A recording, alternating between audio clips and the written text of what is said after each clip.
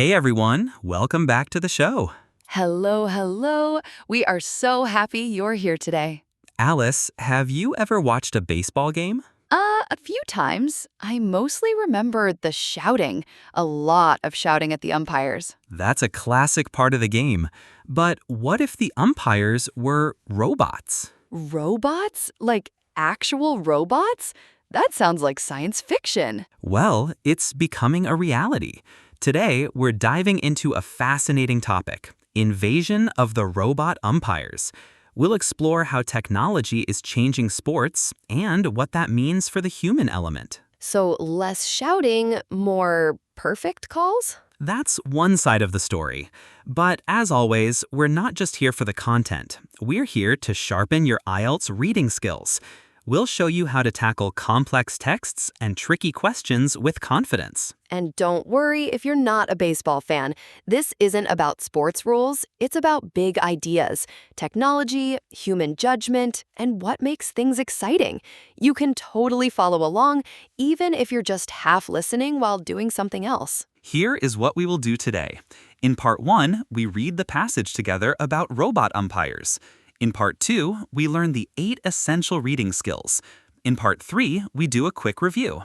And in Part 4, we practice together with some real questions. Robot umpires, 8 skills, and a lot of interesting ideas. This is going to be a good episode. Let's start. Okay, welcome to Part 1.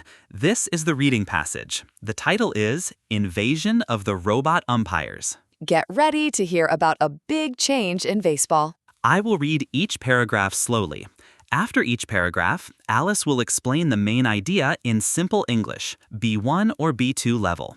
Then we move on. Think of it like a story. Just listen for the main points. A few years ago, Fred DeJesus became the first umpire in a minor league baseball game to use something called the automated ball strike system, often referred to as the Robo Umpire. Instead of making any judgments himself about a strike, DeJesus had decisions fed to him through an earpiece. Major League Baseball, MLB, wanted human umpires to announce the calls just as they would have done in the past. When the first pitch came in, a recorded voice told DeJesus it was a strike. Previously, calling a strike was a judgment call on the part of the umpire. Even if the batter does not hit the ball, a pitch that passes through the strike zone is considered a strike. During that first game, when DeJesus announced calls, there was no heckling and no shouted disagreement. Nobody said a word. Okay, so in simple words, this paragraph introduces us to the robot umpire, or ABS. A human umpire, Fred DeJesus, wore an earpiece and a computer told him if it was a strike or not.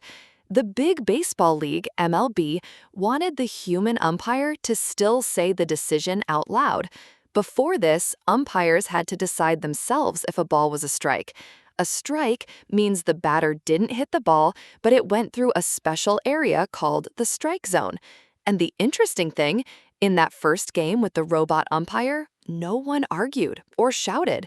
It was totally quiet. 2 important terms here. First, automated ball strike system, or ABS. This is the robot umpire system. Second, a strike. In baseball, a strike is when the pitcher throws the ball and the batter either misses it or doesn't swing at a ball that should have been hit. 3 strikes and you're out. Say it with me. Robot umpire. For 150 years, arguments between a team's manager and the umpire have taken place over the strike zone. When the robo-umpires came, however, the arguments stopped. During the first robo-umpire season, players complained about some strange calls. In response, MLB decided to tweak the dimensions of the zone, and the following year, the consensus was that ABS is profoundly consistent. MLB says the device is near perfect, precise to within fractions of an inch. Rob Manfred, commissioner for MLB, says it'll reduce controversy in the game and be good for the game. The word controversy means a lot of public disagreement or argument. So Commissioner Manfred believes the robot umpires will reduce arguments. So, quick recap. Paragraph A introduces the robot umpire and how it works, and how quiet the first game was. Paragraph B just told us that these robots are super accurate and they stopped all the arguments. Sounds good, right? But maybe too good? But the question is whether controversy is worth reducing or whether it is the sign of a human hand. A human at least yells back. When I spoke with Frank Viola, a coach, he said that ABS works as designed, but that it was also unforgiving and pedantic, almost legalistic. Viola was once a major league player himself. When he was pitching, he explained, umpires rewarded skill. Throw it where you aimed, and it would be a strike, even if it was an inch or two outside. There was a dialogue between pitcher and umpire. Here, the passage changes direction. It asks if stopping arguments is always a good thing. Maybe arguments are part of what makes the game human. A coach named Frank Viola says the robot umpire is very strict and doesn't forgive small mistakes. He remembers that human umpires used to let skilled pitchers have a little bit of freedom, even if the ball wasn't exactly perfect. It was like a conversation between the player and the umpire. Unforgiving means very strict, not allowing any mistakes. And pedantic means too focused on small rules, sometimes in an annoying way. Quick question for you. Does this paragraph think robot umpires are definitely better than human umpires? Just a quick thought. The answer is no. It's raising questions about whether human judgment and even arguments are important parts of the game. If you got that right, nice one. The executive tasked with running the experiment for MLB is Morgan Sword. According to Sword, ABS was part of a larger project to make baseball more exciting, since executives are terrified of losing younger fans. He explains how they began by asking fans what version of baseball they found most exciting. The results showed that everyone wanted more action, more hits, more defense, more base running. This type of baseball essentially hasn't existed since the 1960s, when the 100-mile-an-hour fastball, which is difficult to hit and control, entered the game. It flattened the game into strikeouts, walks, and home runs, a type of play lacking much action. This paragraph tells us why MLB wants robot umpires. A person named Morgan Sword says it's to make baseball more exciting for young people because they are worried about losing young fans. Fans want more action in the game. He says that since the 1960s, fast pitches made the game less exciting, with too many strikeouts and not enough action. So, the robot umpires are a way to bring back more exciting baseball. Flattened the game here means it made the game less interesting, less dynamic, or less exciting. It made it flat. Okay, that is the full passage, 4 paragraphs. Let's quickly remember the structure in case your mind wandered anywhere along the way. Paragraph A introduces the robot umpire and its quiet first game. Paragraph B says robots are very accurate and stop arguments. Paragraph C questions if stopping arguments is good and mentions a coach who misses human judgment. Paragraph D tells us the reason for robots, to make baseball more exciting for young fans. So, that was our reading passage. How did you feel? Did you catch most of it? If you didn't catch everything, that is completely normal, especially if you were half listening while doing something else. The goal was never to understand every single word.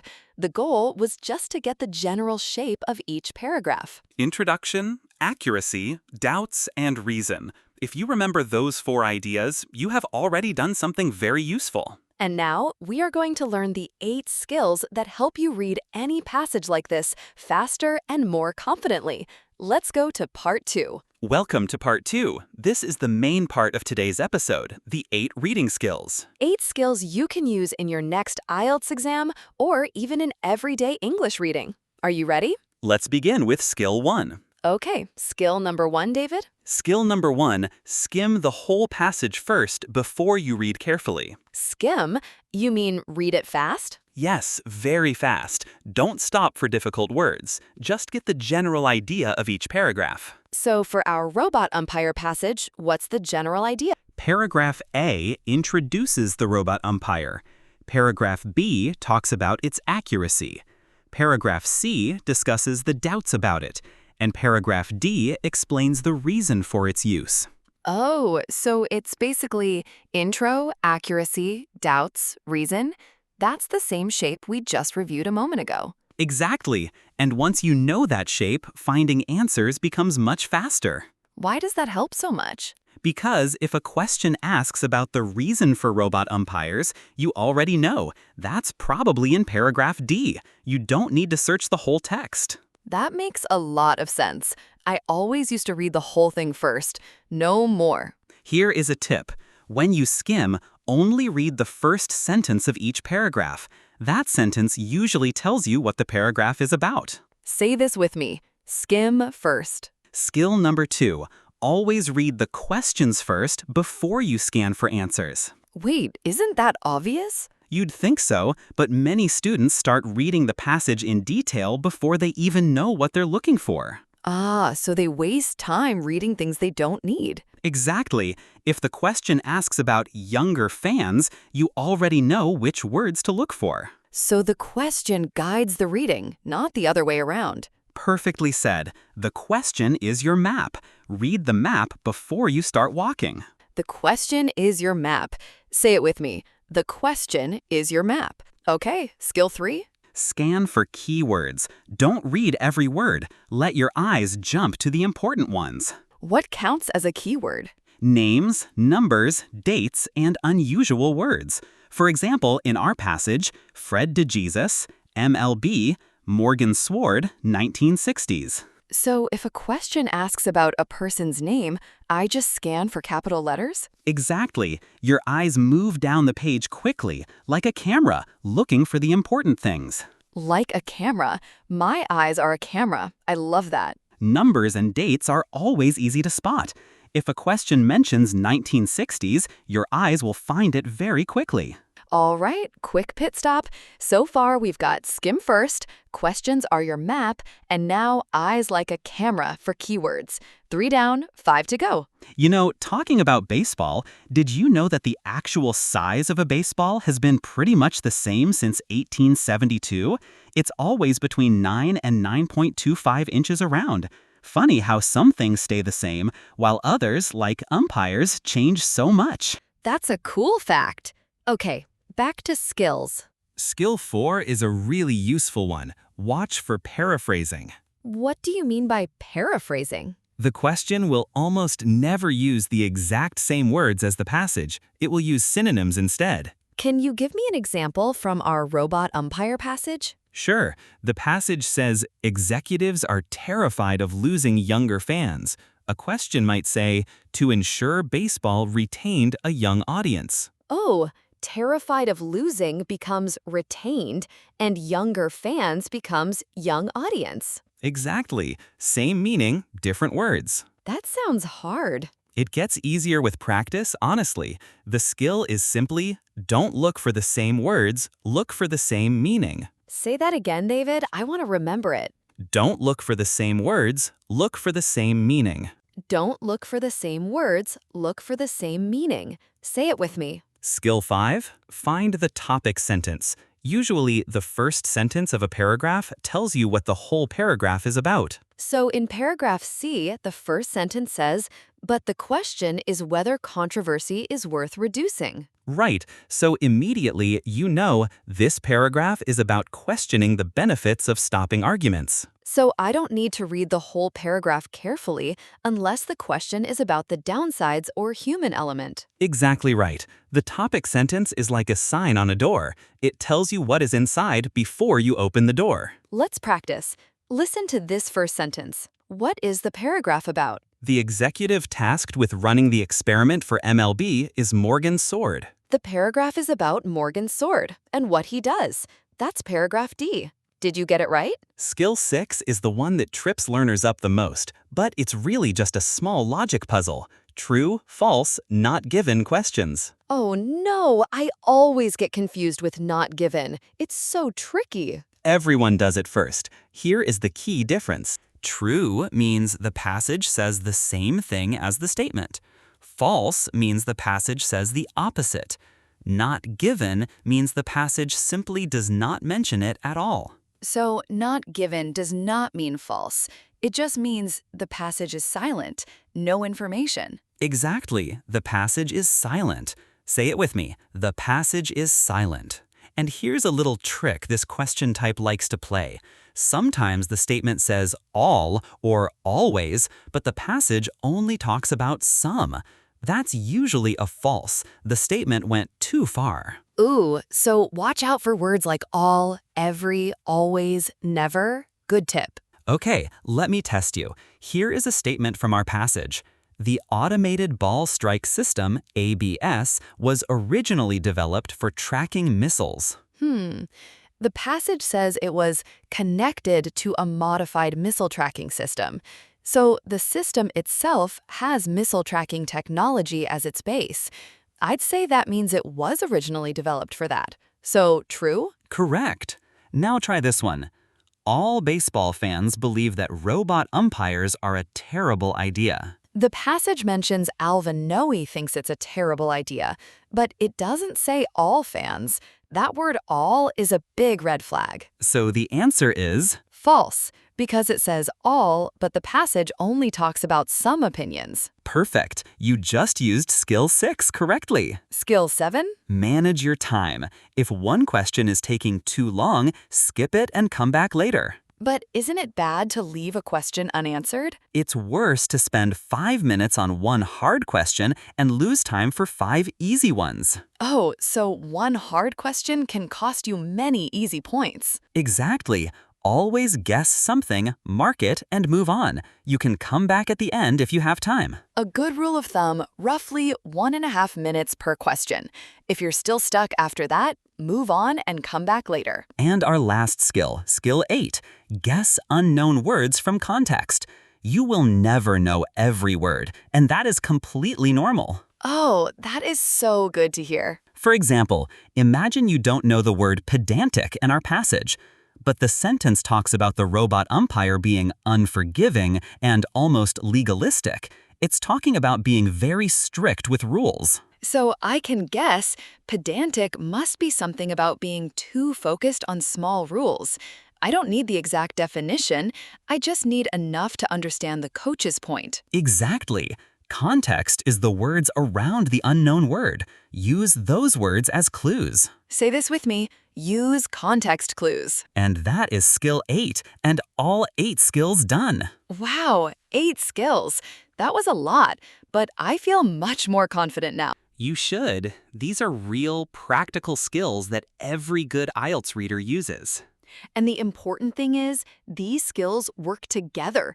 Skim, read the questions, scan for keywords, paraphrasing, topic sentence, true, false, not given, time management, context clues. They are a team. All 8 working together. Let's go review them quickly. Welcome to part 3. Quick review. No pressure, just a fun recap. I'm going to quiz you, Alice. What's skill 1? Skill 1? That's an easy one. Skim first for the general idea. Nice. Okay, what about the one about reading questions? Oh, that's skill 2. Read the questions before you scan. You need your map. Good memory. And what about those tricky true, false, not given questions? What's the key thing to remember there? Ah, that's skill 6. The passage is silent. That's how you know it's not given.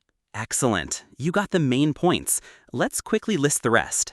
Okay, so we also have scan for keywords, watch for paraphrasing, find the topic sentence, manage your time, and guess unknown words from context. 8 skills. I got them all. Now, if you feel like it, try saying all 8 out loud yourself. No pressure. Even remembering 4 or 5 is great. However you did, that is genuine progress. 8 skills reviewed, quickly and clearly. Remember, you don't need to memorize the names. You need to do them. Skills are actions, not words. Now, the most important part, putting the skills into action. Let's go to part 4. Welcome to part 4, practice time. We are going to use our passage about robot umpires. Remember, the one about the intro, the accuracy, the doubts, and the reasons. And I will ask you some real exam-style questions. Try to answer before we give you the answer if you can. Say it out loud if you like. No pressure though, just listening carefully works too. After each question, we pause. Then we go back to the passage, look at the exact line, and explain the answer. First, a true, false, not given question. Statement 1. When DeJesus first used ABS, he shared decision-making about strikes with it. Let's look back at paragraph A. The passage said, instead of making any judgments himself about a strike, DeJesus had decisions fed to him through an earpiece. This means he did not share the decision-making. The robot made the calls. So the statement contradicts the passage. The answer is false. Another true-false not given question. Statement 2. MLB is keen to justify the money spent on improving the accuracy of ABS's calculations. Let's go back to the passage. Paragraph B mentions that MLB says the device is near perfect, precise to within fractions of an inch. It also says it will reduce controversy. But the passage never talks about MLB trying to justify the money spent on it. This information is simply not there. So the answer is not given. Okay, let's try a different type of question now. This time, complete the summary. The umpire's job had, at one time, required a blank about whether a ball was a strike. Which phrase best fits the blank? A. Pitch boundary. B. Numerous disputes. C. Team tactics. D. Subjective assessment. Let's go back to paragraph A. The passage says, previously, calling a strike was a judgment call on the part of the umpire.